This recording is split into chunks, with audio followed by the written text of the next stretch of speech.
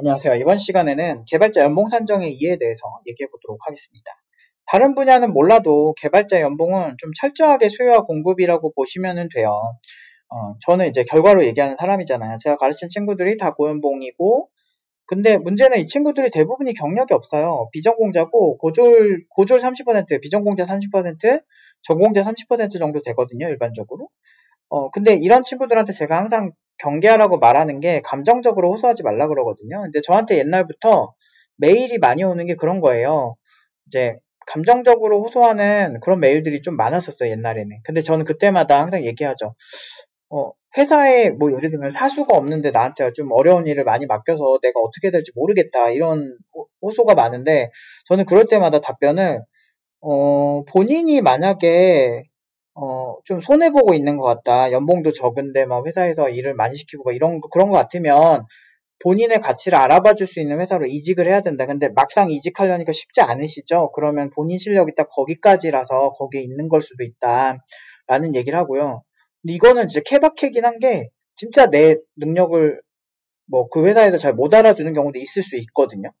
그런데 그거를 이제 재단하는 가장 쉬운 방법은 그냥 그러니까 이직 시도 같은 걸 해보시는 게 좋아요. 다른 회사 면접도 보고.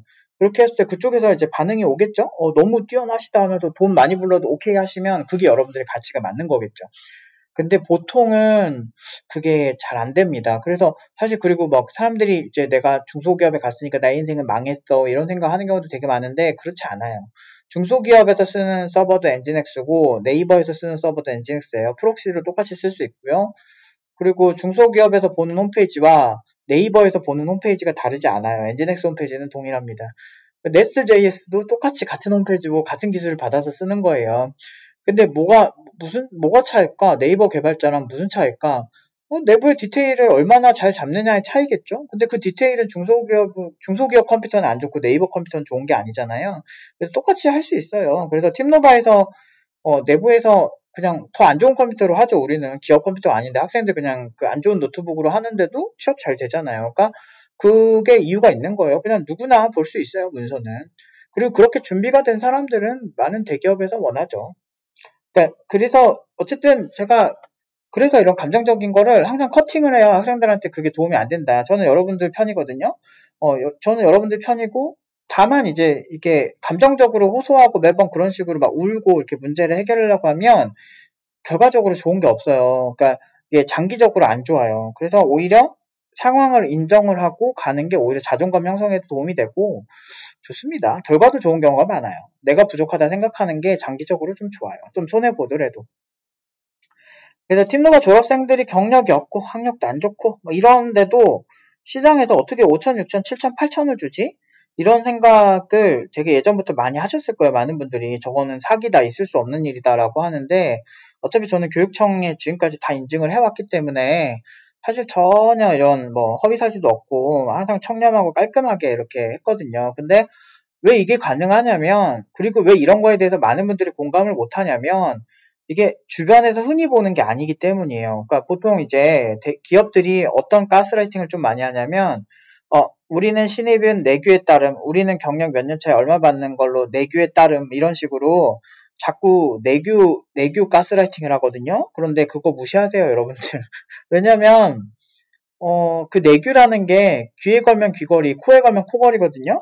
그게 정해진 게 없어요. 뭐 대략적인 평균값은 있겠죠. 중위값은 있겠죠. 근데 경력 6년 차라고 실력 다 똑같은 것도 아니고 팀노바 대부분이 신입이고 재밌는 게 뭐냐면 여기 경력 5년 차, 6년 차 이런 졸업생들이 있거든요. 경력이 있는 상태에서 팀노바에서 와서 2년 공부하고 막 간 친구들 많은데 똑같이 경력 6년 차지만 공부를 되게 팀노바에서 2년 넘게 하니까 보통 4천대 초반 정도 받던 친구들인데 졸업하고 어떤 친구는 7천 한 500 정도 받았고 어떤 친구는 얼마 받았지? 6천 한 4, 500 정도 받았어요. 그러니까 그게 한 2천 정도 올라가는데 그 공부 양에 따라서 다르죠. 여기서 공부한 건 경력이 아니니까.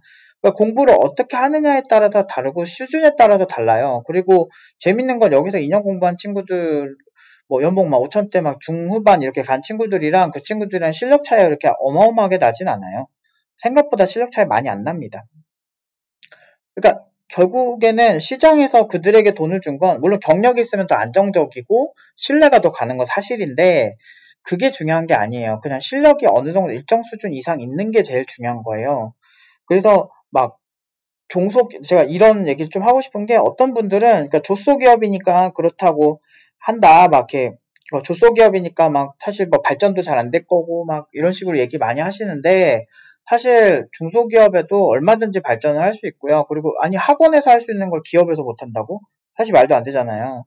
그러니까 얼마든지 그 공부에 대해서는 이쪽에서는 가스라이팅이나 뭐 이런 거 조심하셔야 돼요. 그러니까 그리고 일단 일반적인 사람들이 자기가 경험한 회사를 기준으로 이렇게 상황을 바라봐요.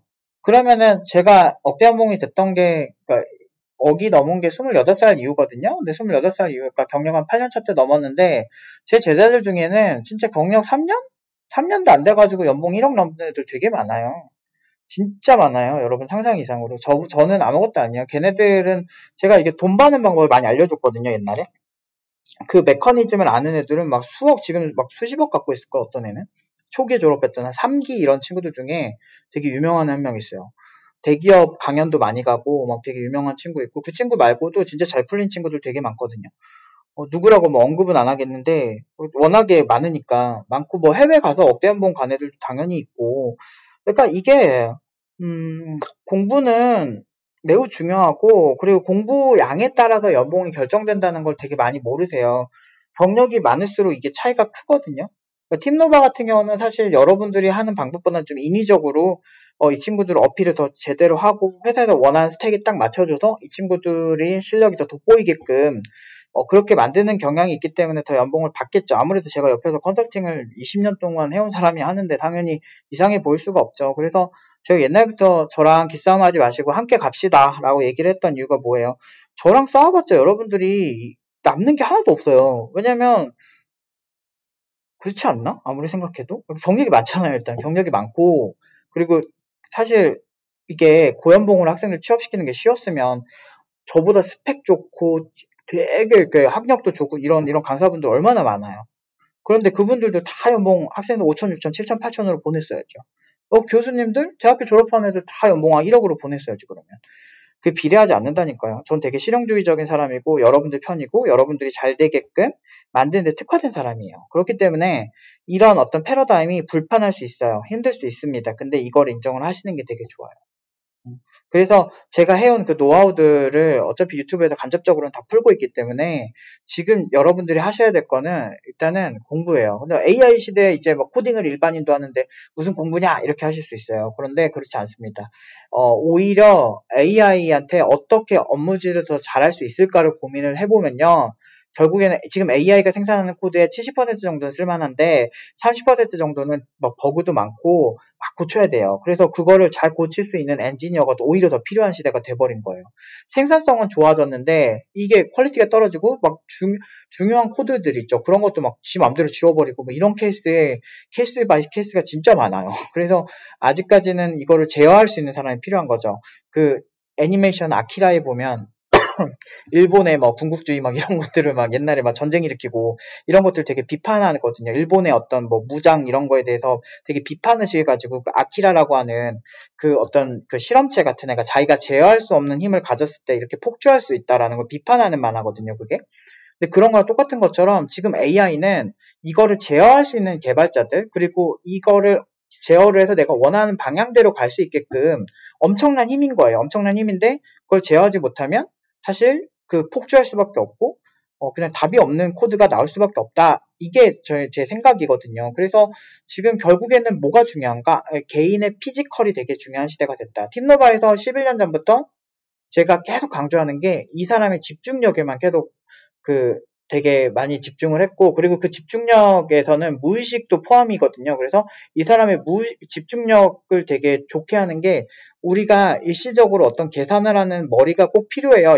AI한테 프롬프트를 전달을 하든 이거는 코딩적 사고가 일단은 발달이 해야 돼요. 발달을 한 상태에서 어떤 무언가를 지시할 수 있어야 되는 게 첫 번째고 그리고 그 지시할 수 있는 그런 것도 있음에도 불구하고 또 필요한 능력은 기술을 어떻게 분석을 해서 얘가 어떤 구조로 어떤 식으로 가야만 되는지 판단할 수 있는 능력이에요. 근데 그런 것들이 사실 우리가 되게 무의식적인 습관에서 나오는 경우가 많거든요. 그래서 막 구글링도 습관적으로 하고 막 이러잖아요. 챗GPT한테 물어보는 것도 프롬프트 쓰는 것도 습관이에요. 그래서 이런 습관들을 만드는 거를 제가 패턴 교육이라고 얘기를 했거든요. 그러니까 패턴처럼 무의식으로 그냥 우리 도배, 패턴 도배지 이런 거면 그냥 이렇게 붙이면 그 패턴대로 붙잖아요. 그런 거랑 똑같은 거지. 그러니까 습관적으로 쫙 붙어 나가는 거. 그래서 이제 뭐 개발할 때 습관, 제가 항상 첫 번째 강조하는 게 공식 홈페이지 보기 이런 거 어렵지만 해야 됩니다. 이런 거 계속 강조하는 이유가 거기 있어요. 그래서 그 집중력 향상이 되려면 오히려 공부는 더 클래식하고 어떻게 보면 더 클래식하게 좀 해야 돼요. 그래서 컴퓨터 사이언스 기본을 더 제대로 봐야 돼요. 왜냐면 이제는 노코다 작업은 AI가 해줄 건데 그럼 AI한테 업무 지시를 하려면 내부 도면을 잘 봐야지. 기술의 특성을 잘 봐야지.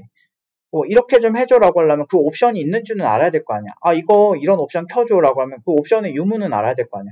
오히려 매뉴얼이나 설계도나 이런 걸 더 많이 잘 봐야 되는 시대인 거죠. 근데 그 매뉴얼이나 설계도 이론을 잘 보려면 개발을 할 줄 알아야 돼요. 뭐 예를 들면 OSI 7계층에 TCP를 이해하려면 3-Way 핸드쉐이킹의 그 과정을 알아야 되는데 왜 3-Way 핸드쉐이킹을 직접 패키지를 안 보고 어떻게 하나? 그래서 오히려 더 그 TCP 코딩을 해가지고 아 요렇게 생겨 먹었구나 이걸 알아야 된다는 거죠. 코덱도 내부 그 디지털 신호로 바꿔가지고 이렇게 보면 또 다르지. 16진수로 바꿔서 보면 또 다르고. 그리고 그 16진수를 다시 스트링으로 변환해서 이렇게 보면 아 헤더 부분에 이렇게 써있구나. 그러면 여기도 위변조될 수 있겠네. 그럼 보완적인 지식도 생길 수 있고 아니면 또 아 얘는 이런 식으로 하는구나. 뭐 이런 원리도 알 수가 있는 거죠. 그러니까 이게 이제는 오히려 더 순수의 시대로 가는 것 같아요. 기술의 순수한 접근 이런 시대로 가는 거고 오히려 어 엔지니어한테 어떤 식으로 디자인해 주세요. 뭐 이런 거 있잖아요. 우리 중국 공장에 옷 만들 때 보면은 패턴이란 게 있어요. 옷도 패턴이란 게 있거든요. 그래서 패턴, 부자재 이런 것들을 다 내가 산정을 해요. 그리고 처음엔 대략 어떤 식으로 해주세요. 패턴실이란 게 있어. 그래서 옷을 그렇게 이렇게 패턴을 딱 만들어주면 그 패턴을 이제 공장에 전달을 하는 거죠.